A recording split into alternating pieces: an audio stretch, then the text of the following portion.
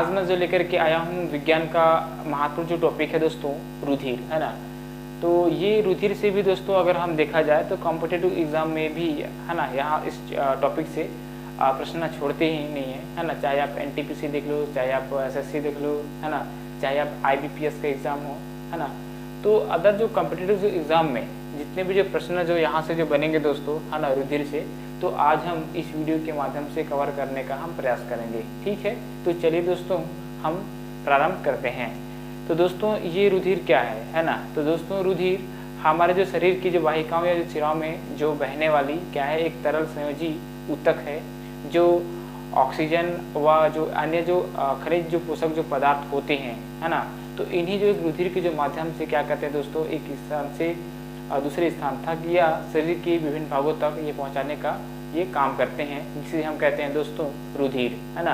तो रुधिर दोस्तों हमारे जो शरीर के, है ना, रुधिर हमारे जो शरीर के या भ्रूण के जो एक मेसोडर्म से जो है ना क्या होता है दोस्तों, इसका उत्पत्ति होता है। तो यहाँ से पहला क्वेश्चन बन जाता है कि रुधिर का उत्पत्ति कहाँ से होता है दोस्तों। तो ये दोस्तों, है ना, भ्रूण के जो एक हड्डी होता है ना, हड्डी के जो मेसोडर्म वाले जो पार्ट से इसका जो उत्पत्ति होता है ना। तो आप लोग को बता दो दोस्तों, एक स्वस्थ मनुष्य में अगर देखा जाए तो जो रुधिर कम से कम होना चाहिए दोस्तों, वो 5 से जो है ना 6 लीटर के बीच होने चाहिए, है ना। तो अक्षर में देखें तो रुधिर दोस्तों एक तरल, है ना, तरलनुमा जो पदार्थ होता है जिसमें जो बहने का जो गुण हो उसे हम कहते हैं दोस्तों तरल, है ना। तो आप जानते हैं दोस्तों जो ब्लड या जो रुधिर होता है वो रेड कलर का होता है। ठीक है, उसके बाद आप देखेंगे दोस्तों इसमें जो इसका जो रुधिर का अगर हम बात करें तो इसका जो पीएच जो वैल्यू होना चाहिए दोस्तों वो क्षारीय होना चाहिए। तो आप लोग को पता होना चाहिए, यहाँ से जो प्रश्न बन जाता है दोस्तों, इसका जो पीएच मान है ना 7.4 होता है, मतलब एक क्षारीय अवस्था में होता है। तो यहाँ से भी कई बार जो प्रश्न पूछा गया दोस्तों कि रुधिर का जो पीएच मान एक्चुअल में होता क्या है, तो कभी कभी जो है ना दोस्तों 7.2 से लेकर के 7.4 के बीच ये माना जाता है। तो कभी कभी 7.2 7.3 इस तरह के जो है ना ऑप्शन दिए जाते हैं। तो इसकी जो प्रकृति क्या है दोस्तों, क्षारीय है। तो यहाँ से एक प्रश्न ये बन जाता है। ठीक है, तो यहाँ से भी प्रश्न बन जाता है कि एक स्वस्थ मनुष्य में जो रुधिर या, है ना, ब्लड की जो मात्रा कितनी होनी चाहिए, तो दोस्तों 5 से 6 लीटर के बीच होनी चाहिए, है ना। तो यहाँ से दोस्तों सीधे तौर पर ये प्रश्न बन जाते हैं। अब बात आती है दोस्तों, ये जो रुधिर है वो किन किन जो पदार्थों से जो बना होता है। तो दोस्तों ये रुधिर होता है ना, वो 2 पदार्थों से मिलकर बना होता है दोस्तों। पहला होता है प्लाज्मा, एक होता है दोस्तों रुधिर अणु, है ना। तो हम बात करते हैं दोस्तों प्लाज्मा। एक्चुअल में दोस्तों ये प्लाज्मा होता क्या है ना। तो दोस्तों ये प्लाज्मा जो ब्लड में जो पाया जाने वाला, ये भी जो है ना, द्रव और जो दोस्तों क्या है लिक्विड, द्रव और जो ठोस, इन दोनों के मध्य में जो अवस्था में जो पाया जाने वाला जो है ना एक अवस्था है दोस्तों, जिसे हम कहते हैं दोस्तों क्या, प्लाज्मा, है ना। तो इसी जो प्लाज्मा में दोस्तों आप जानते हैं, है ना, जैसे कि रुधिर जो प्रोटीन है, हार्मोन्स, एंजाइम, पचे हुए जो पोषक पदार्थ और एंटीजामन है ना, ये जो सारे जो उत्सर्जित पदार्थ दोस्तों इसी जो प्लाज्मा में क्या करते रहते हैं, वो तैरते रहते हैं। और इसके साथ साथ दोस्तों जो एंटीबॉडी भी जो होते हैं, तो इसी जो प्लाज्मा या जो सेल के जो साइटोप्लाज्मा में जो प्लाज्मा जो पाया जाता है ना, तो वहीं पर दोस्तों क्या करते रहते हैं, तैरते रहते हैं। ठीक है, तो आप जानते हैं दोस्तों लगभग अगर हम बात करें तो ये प्लाज्मा, है ना, सेल की अगर हम बात करें तो उसमें लगभग 60% पाया जाता है दोस्तों, है ना। तो जिसमें से आप जानते हैं इसी जो प्लाज्मा में दोस्तों, है ना, जो हमारे शरीर के लिए जो आवश्यक जो पोषक जो पदार्थ होते हैं, जो ऑर्गेनिक पदार्थ और इनऑर्गेनिक जो पदार्थ इसी जो प्लाज्मा में तैरते रहते हैं। जैसे कि इनऑर्गेनिक पदार्थ की अगर मैं बात करूँ, सोडियम बाइकार्बोनेट है ना, सोडियम क्लोराइड है ना।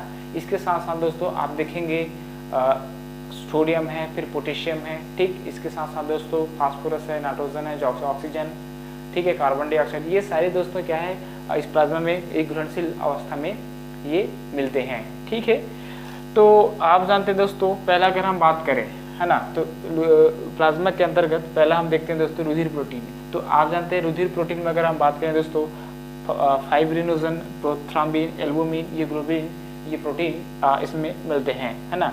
तो दोस्तों उसके बाद है हार्मोन। जी ये हार्मोन दोस्तों अगर हम बात करें तो इंडोक्राइन जो ग्लैंड से भी सेक्रेशन होते हैं।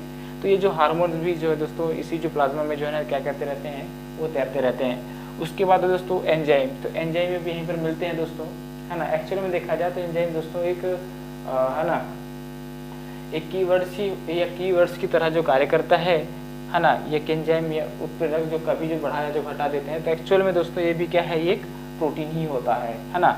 उसके बाद दोस्तों पचे हुए जो पोषक पदार्थ है ना, जो एब्जॉर्ब किए हुए जितने भी जो पोषक जो पदार्थ होते हैं दोस्तों, इसी जो प्लाज्मा में क्या होते रहते हैं, वो तैरते रहते हैं। ठीक है, उसके बाद दोस्तों आप देखेंगे प्रतिजमन, मतलब प्रतिजमन दोस्तों एक्चुअल में देखा जाए तो एक एंटीबॉडी की तरह कार्य जो करता है, जिसे इसी जो में दोस्तों क्या पाया जाता है, एक हिपेरिन है ना, एक प्रोटीन जो पाया जाता है, जिनका क्या होता है दोस्तों एक्चुअल में देखा जाए तो कभी कभी हमें जो है क्या लग जाता है, चोट लग जाता है ना। ये चोट लग जाने के कारण जो है ना, खून का जो बहाव है, जो फ्लो होता है, वो बहुत अधिक तेजी से होता है। तो उस स्थिति में जो हिपेरिन नामक जो प्रोटीन का जो है ना दोस्तों सेक्रेशन होता है, जो है ना क्या इसका जो काम ही होता है दोस्तों, जो ब्लड को कोटिंग करना या थक्का जमाने का ये काम करता है, हिपेरिन नामक ये प्रोटीन। ठीक है, अगर हम बात करें हिपेरिन नामक इस प्रोटीन का। इसके साथ साथ आप लोग को बता दो दोस्तों है ना, ये रुधिर के वाहिकाओं में जमने नहीं देता या थक्का जमने नहीं देता। उसके बाद दोस्तों उत्सर्जी पदार्थ है ना, जो हमारे जो शरीर के लिए क्या होते हैं दोस्तों है ना, हानिकारक होते हैं, जिसको जो है बाहर निकालना जो बहुत ही आवश्यक होता है, तो उससे हम कहते हैं दोस्तों उत्सर्जी पदार्थ है ना। तो ये दोस्तों उत्सर्जी पदार्थ है ना, इसमें क्या करते रहते हैं, जो तैरते रहते हैं। तो इसी जो प्लाज्मा से जो है ना, आप जानते हैं कि जो वृक्क में जो है ना, इसके क्या होते हैं दोस्तों, वो क्षनित होता है। फिर छनने के बाद ही जो आवश्यक जो या अनावश्यक जो उत्सर्जीय पदार्थ हैं दोस्तों, वो बाहर निकाल दिए जाते हैं। तो आप जानते हैं दोस्तों, जो उत्सर्जीय पदार्थ होते हैं जैसे कि नाक है ना, इसके साथ आप देखेंगे चाहे आप स्किन से हो, पसीने के रूप में जो बाहर निकलता है। इसके साथ साथ आप देखेंगे दोस्तों एनएस के द्वारा भी बाहर निकलता है ना, या है ना नाक के जो माध्यम से भी निकलता है ना। तो इस तरह से दोस्तों हमारे जो शरीर के लिए जो है ना अनावश्यक जो पदार्थ होते हैं, उसे हम कहते हैं दोस्तों उत्सर्जी पदार्थ। ठीक है, तो ये इस तरह से दोस्तों क्या है, देखें तो प्लाज्मा में ये जो सारे जो पदार्थ है इसमें है ना पाए जाते हैं। ठीक है, उसके बाद हम आगे बात करते हैं दोस्तों रुधिर अणु।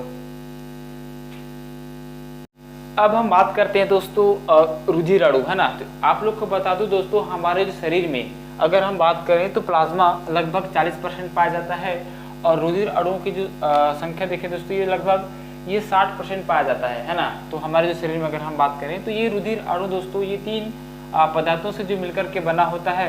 पहला है दोस्तों रुधिर या लाल रुधिर कणिकाएं या रेड ब्लड कार्पस्क्लेस, एक होता है दोस्तों श्वेत रुधिर अणु, मतलब व्हाइट ब्लड कार्पस्क्लेस।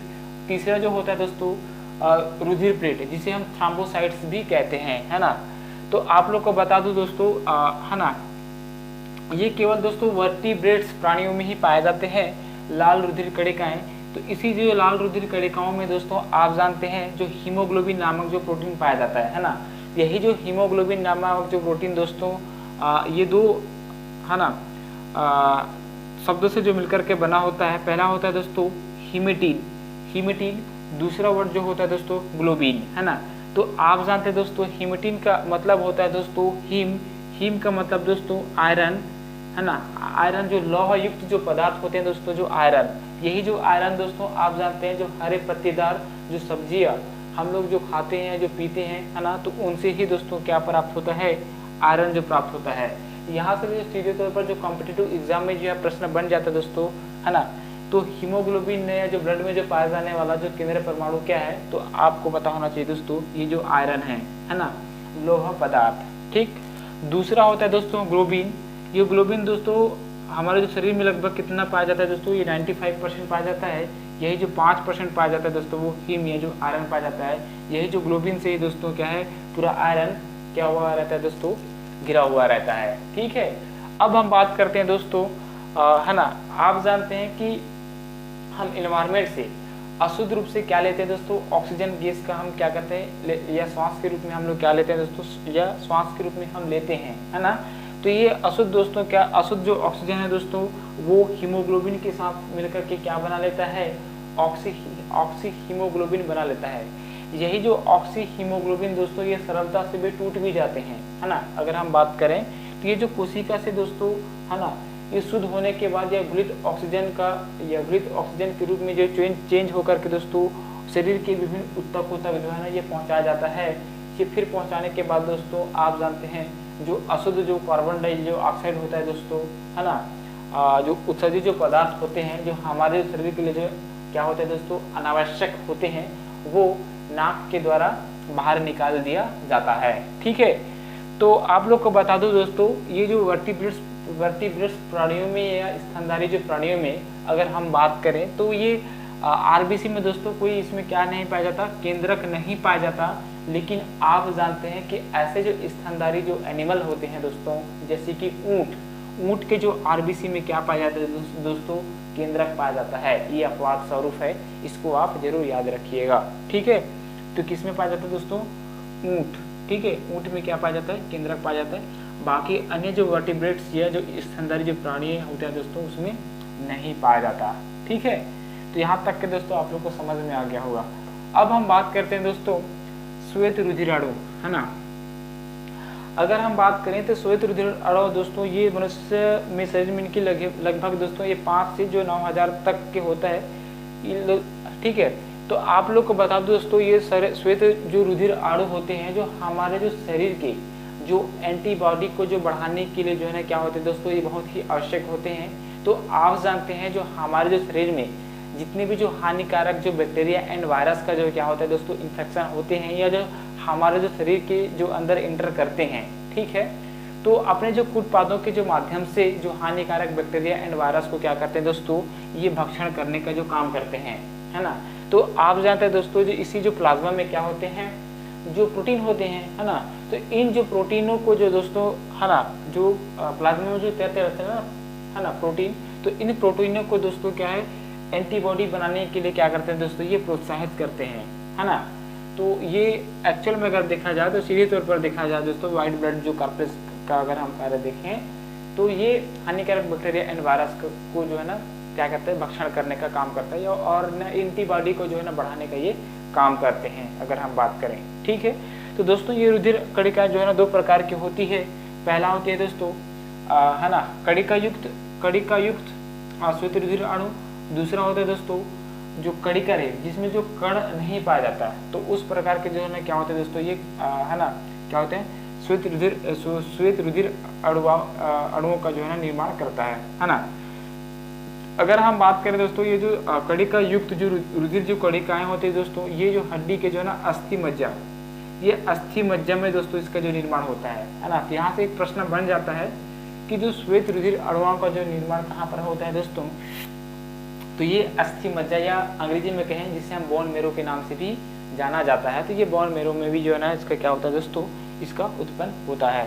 ठीक है, उसके बाद दोस्तों जो नॉन, इसमें जो नॉन या कणिका जो रहित जो रुधिर जो कणिका है दोस्तों, जैसे कि मोनोसाइट है, लिम्फोसाइट के नाम से भी जाना जाता है। ठीक है, यहाँ तक के दोस्तों आप लोग को पता हो गया होगा।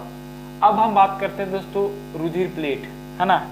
तो दोस्तों ये जो रुधिर प्लेट आप जानते हैं इसे थ्रोम्बोसाइट के नाम से भी जाना जाता है। तो एक तरह से ये भी प्रोटीन है दोस्तों। जैसा कि आप जानते हैं कि कभी कभी हमें क्या लग जाती है दोस्तों, चोट लग जाती है ना। तो चोट लगने के बाद आप देखेंगे कि उसमें जो है ना हमें हमारे जो शरीर से क्या होने लगता है दोस्तों, खून बहने लगता है ना। जैसे जो खून बहने जो लगता है दोस्तों, आप जानते हैं जैसे जो वायु के जो संपर्क में जो आने पर क्या होता है दोस्तों, वो थक्का जमने लगता है ना। तो उस स्थिति में दोस्तों एक रुधिर प्लेट का जो निर्माण हमारे शरीर में होने लगता है, या थ्रोम्बोसाइट का जो निर्माण होने लगता है। और आप जानते हैं दोस्तों एक और प्रोटीन जो बताता है दोस्तों जिसका नाम है हिपेरिन, है ना।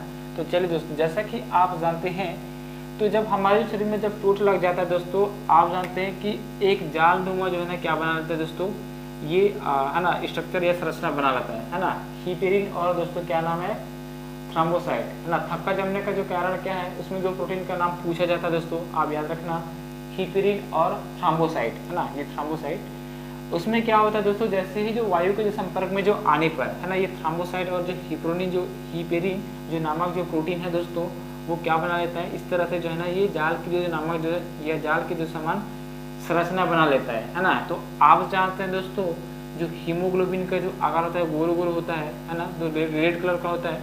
तो यही जो हीमोग्लोबिन के जो कण होते हैं दोस्तों, इसमें क्या हो जाते हैं, है ना, आकार के जो फंस जाते हैं, जिसके कारण से जो है ना धीरे धीरे वायु के जो संपर्क में जो आने पर क्या होने लगते हैं दोस्तों, वो रुधिर जो बहना जो है ना बाद में बंद हो जाता है, यही कारण है। ठीक है, तो इससे जो अगर हम बात करें तो ये एंटीबॉडी पर या इस एंटीबॉडी पर भी ये डिपेंड करता है। तो आप जानते हैं दोस्तों, जब हमारे जो शरीर में जब इस तरह के जो थ्रोम्बोसाइट और रुधिर प्लेट का अगर निर्माण नहीं होता है तो उसमें अगर हम बात करें तो आपने सुना होगा हीमोफीलिया एक नामक रोग उत्पन्न होता है दोस्तों, जो हमेशा रुधिर बहता ही रहता है ना। तो ये हीमोफीलिया रोग होता है इसकी जो कमी से। ठीक है, रुधिर जो प्लेट एक दूसरे से क्या करता है दोस्तों, ये प्लेट निर्माण कर लेती है, प्लेट 2 है ना, जिसके कारण से हीमोग्लोबिन जो कड़ा होता है दोस्तों इन जाल में जो है ना फंस जाते हैं। ठीक है, तो दोस्तों इस तरह से हम देखें तो ये थ्रोम्बोसाइट या जो रुधिर जो प्लेट का जो कार्य ही होता है दोस्तों, रुधिर की थक्का जमाने में इनका जो महत्वपूर्ण रोल अदा होता है ना। उसके बाद हम बात करते हैं दोस्तों एंटीजन, है ना। तो आप जानते हैं तो ये दोस्तों एंटीजन अगर हम बात करें तो एक तरह से ये भी प्रोटीन पदार्थ होते हैं जो लाल रुधिर कणिकाओं के कहाँ पर पाए जाते हैं दोस्तों, ये सेल मेम्ब्रेन्स में पाई जाती है ना। तो दोस्तों आप जानते हैं, पहले भी मैं बता चुका हूँ कि जो हानिकारक जो बैक्टीरिया एंड वायरस को क्या करने का काम होता है, इसका लड़ने का जो काम होता है। ठीक है, मतलब एक तरह से कहें हमारे जो बॉडी या शरीर को क्या करता है दोस्तों, सुरक्षा प्रदान करता है ना।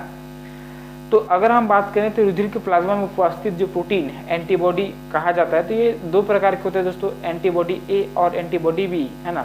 जब दोस्तों आपस में हमारे जो शरीर की जो वाहिकाओं या जो वाहिनिकाओं में अगर किसी कारणवश, है ना, क्या हो जाता है दोस्तों, ये चिपक जाते हैं, तो ये फलस्वरूप जो लाल रुधिर जो कणिकाएं बड़े बड़े समूह में चिपक कर वाहिनियां बंद कर देते हैं दोस्तों, जिसके कारण से रुधिर जो ब्लड जो डोनेट करते समय, है ना, रुधिर का जो है ना प्राप्त जो कर्ता के जो है क्या हो जाते हैं दोस्तों, ये मृत्यु भी हो जाती है ना।